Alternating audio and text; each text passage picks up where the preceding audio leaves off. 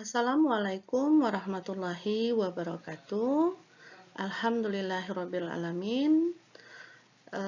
Puji dan syukur kita panjatkan kehadirat Allah Subhanahu wa taala yang telah memberikan kesehatan, kesempatan dan kemauan kepada kita semua untuk terus belajar ya, bagaimanapun kondisinya ya. Jadi meskipun kali ini kita tidak bisa tatap muka secara langsung, nah semoga media ini menjadi salah satu cara yang efektif ya untuk menyampaikan materi ya pembelajaran, yaitu tentang sumber daya pertanian lokal. Nah, kali ini kita akan mengangkat tema yaitu tentang nilam Aceh ya. Jadi kita tahu bahwasanya tanaman nilam ini adalah tanaman unggulan ya bagi masyarakat Aceh, juga termasuk bagi Indonesia ya. Sehingga kita juga harus tahu seperti apa nilam itu. Nah, nilam itu adalah tanaman ya yang menghasilkan minyak atsiri yang dalam perdagangan internasional itu dikenal dengan minyak pacoli ya atau pacoli alkohol. Jadi tanaman ini itu merupakan tanaman perdu yang menyukai kondisi lingkungan yang teduh, kemudian hangat, lembab, dan mudah layu jika terkena sinar matahari langsung ataupun kekurangan air. Biasanya sebagian nilam yang berbunga itu menyebarkan bau yang wangi dan kuat dan bijinya juga kecil. Nah, manfaat tanaman ini adalah sebagai pengikat ya, sebagai antiseptik juga bisa ya. Jadi banyak digunakan dalam industri parfum, kosmetik, sabun dan obat-obatan.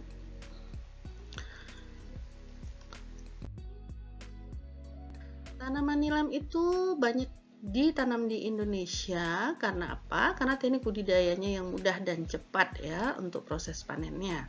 Kemudian nilam itu dapat ditanam secara monokultur maupun secara campuran dengan tanaman pertanian ataupun tanaman perkebunan. Misalnya budidaya nilam itu bisa dilakukan dengan campuran misalnya tanaman jagung ya, kemudian tanaman pertanian lainnya atau tanaman perkebunan ya.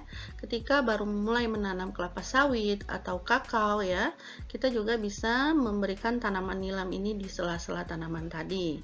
Kemudian tanaman ini biasanya umur panennya itu antara 6 sampai 8 bulan dari setelah tanam ya. Kemudian selanjutnya tanaman ini dapat dipanen secara periodik setiap 3 bulanan. Jadi setelah umurnya nanti 3 tahun, 2 atau 3 tahun baru dilakukan peremajaan kembali.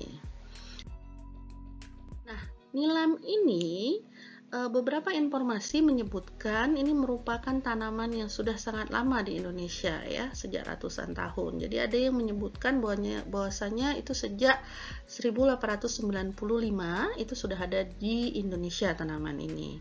Nah, pertama sekali tanaman itu ada di daerah, dibudidayakan di daerah Tapak Tuan ya, Aceh, yang kemudian menyebar ke daerah pantai timur Sumatera dan ke wilayah Indonesia lainnya. Nah, sebelum Perang Dunia Kedua, Indonesia itu sudah mampu menghasilkan 80-90% minyak nilam yang hampir memenuhi kebutuhan dunia ya. Jadi memang itu menjadi salah satu komoditi andalan ya dan unggulan bagi masyarakat Aceh sejak dahulu ya. Nah, minyak nilam itu hampir 80% ya, lebih dari 80% itu diproduksi di Aceh. Baru kemudian di Aceh, di Sumatera, dan di Sumatera Barat. Daerah lain yang menghasilkan minyak nilam itu seperti Bengkulu, Lampung ya, sekarang berkembang pesat di Jawa juga. Kemudian di Indonesia bagian timur seperti Kalimantan dan Sulawesi. Jadi kalau bicara tentang nilam itu sama juga dengan bicara tentang Aceh ya. Karena apa? Karena Aceh ini memang merupakan produsen minyak nilam terbesar ya. Jadi produksinya itu lebih dari 90% dari produk Indonesia itu dihasilkan dari Aceh. Kemudian mempunyai banyak lahan yang subur yang sesuai untuk tanaman nilam ya. Misalnya karena berada di 100 sampai 1000 meter di atas permukaan laut. Tanaman unggul ini, tanaman nilam ini, nilam Aceh ini ada beberapa varietas yang dianggap sebagai tanaman unggul seperti varietas Sidikalang dan Tapak Tuan. Kemudian kualitasnya sangat baik ya, nilam Aceh itu kualitasnya baik ya, pacoli alkoholnya itu bisa lebih besar dari 30%. Sehingga dengan kadar PA yang tinggi ini, maka harga yang diperoleh juga akan menjadi lebih tinggi. Nah, kemudian biaya produksinya juga akan rendah karena rendemen minyak yang dihasilkan itu juga lebih baik dibandingkan dari minyak nilam lainnya ya, atau dari yang diproduksi dari wilayah lainnya. Jadi biasanya dia lebih besar sekitar 3%. Nah, manfaat nilam ya. Jadi minyak nilam ini dibutuhkan banyak banyak industri parfum, kosmetik, sabun dan obat-obatan. Jadi itu hampir kontinu selalu dibutuhkan. Selain itu, nilam juga dapat digunakan sebagai pestisida, kemudian limbahnya bisa digunakan sebagai bahan pembuatan dupa, obat nyamuk ya, kemudian pupuk, kompos ya, dan lain sebagainya, atau juga bisa dibuat sebagai bahan aromaterapi ya. Nah, jadi kita tahu bahwasanya permintaan dunia dalam situasi normal itu biasanya lebih besar dari 1.500 ton pacoli alkohol ya. Nah, saat ini Indonesia itu sudah mampu menghasilkan sekitar 1.000 ton PA pacoli alkohol, sehingga masih ada kekurangan 500 ton PA lagi. Nah, pemakai terbesar dari minyak nilam ini adalah tentunya industri wewangian ya. Banyak sekali wewangian-wewangian saat ini yang membutuhkan minyak nilam ini. Jadi sejumlah 70% permintaan nilam itu biasanya diekspor ke luar negeri, dan sedangkan sisanya 30% itu untuk pemain lokal. Nah, harga jual minyak nilam ini juga cukup tinggi ya, sekitar 700 sampai 800-an ribu rupiah per kilogram. Beberapa negara tujuan ekspor nilam Indonesia itu adalah Singapura, Amerika, Spanyol, Prancis, Swiss, dan Inggris ya. Sementara selain Indonesia ada juga beberapa negara penghasil nilam lainnya seperti Cina, Filipina, Malaysia, India, Brasilia, Paraguay, dan Madagaskar. Nah, nilam ini banyak varietasnya ya.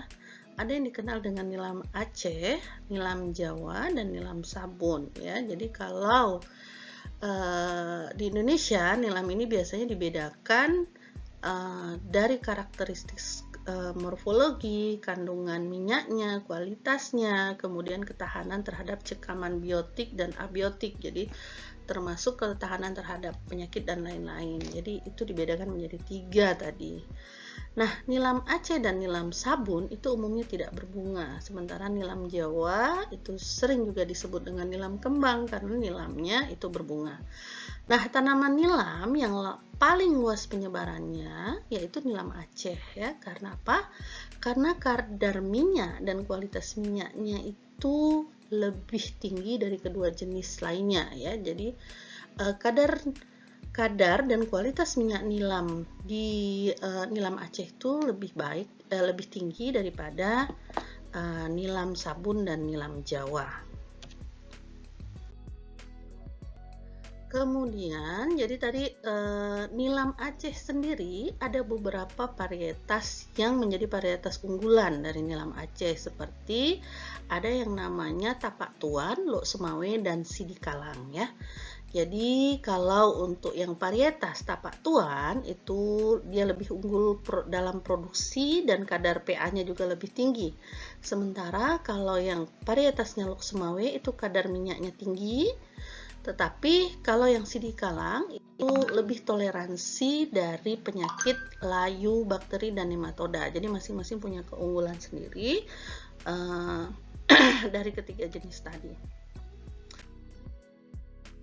Nah, ini adalah gambaran bagaimana produksi ternak, kadar minyak, kemudian produksi minyak dan kadar pacoli alkohol dari 3 varietas nilam Aceh tadi ya. Misalnya untuk yang Tapak Tuan itu biasanya produksi ternaknya ya ataupun nilam keringnya itu sekitar 13,278